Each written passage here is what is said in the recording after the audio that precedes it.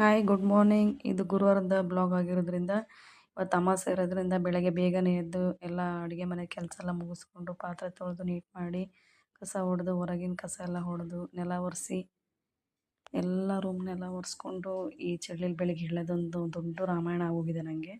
ಅದರಲ್ಲಿ ನನ್ನ ಮಗನೂ ಎದ್ದು ಬಿಡ್ತಾನೆ ನನ್ನ ಜೊತೆಗೇ. ಬಾಗಿಲೆಲ್ಲ ತೊಳೆದು ನೀಟಾಗಿ ರಂಗೋಲಿ ಎಲ್ಲ ಹಾಕಿ ಅವನು ನಾನು ಗಾಡಿ ತೊಳಿತೀನಿ ಅಂತೇಳಿ ಅವ್ರ ಅಪ್ಪನ ಜೊತೆ ಹೋಗಿ ಹಾರಾಡ್ತವನೆ.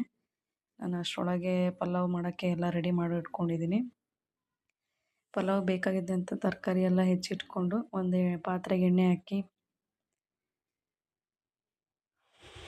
ಸಾಸಿವೆ ಹಾಕಿ ಕರಿಬೇವು ಹಾಕಿ ಚಕ್ಕೆ ಲವಂಗ ಏಲಕ್ಕಿ ಎಲ್ಲ ಹಾಕ್ಕೊಂಡು ಅದು ಪೇಸ್ಟ್ ಮಾಡಿ ಇಟ್ಕೊಂಡಿರೋದನ್ನ ಪೇಸ್ಟ್ ಎಲ್ಲ ಹಾಕಿಬಿಟ್ಟು ಅದು ಸ್ವಲ್ಪ ಚೆನ್ನಾಗಿ ಕಲಿಸ್ಬೇಕು. ಅದು ನೀರೆಲ್ಲ ಬಿಟ್ಕೊಂಡು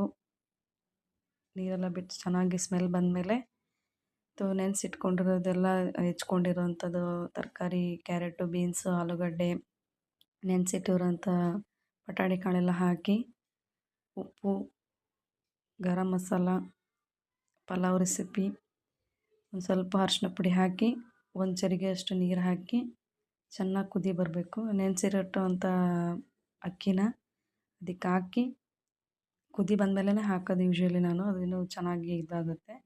ಎಲ್ಲ ಚೆನ್ನಾಗಿ ಕುದ್ದು ಫ್ಲೇವರ್ ಆದಮೇಲೆ ಸ್ನಾನ ಮಾಡಿಕೊಂಡು ದೇವ್ರ ಪೂಜೆ ಎಲ್ಲ ಮಾಡಿ ಗಾಡಿ ಪೂಜೆ ಮಾಡೋದಿದೆ ಇವತ್ತು. ಬೆಳಿಗ್ಗೆ ನಾನು ಆನೆ ಗಂಟೆ ಬರೆಸ್ತೀನಿ ಅಂತೇಳಿ ಇನ್ನೂ ಸ್ನಾನನೇ ಮಾಡಿಲ್ಲ, ಗಂಟೆ ಬರ್ಸ್ಕೊಂಡು ಕೂತ್ಕೊಂಡವ್ರು ಇಬ್ಬರು.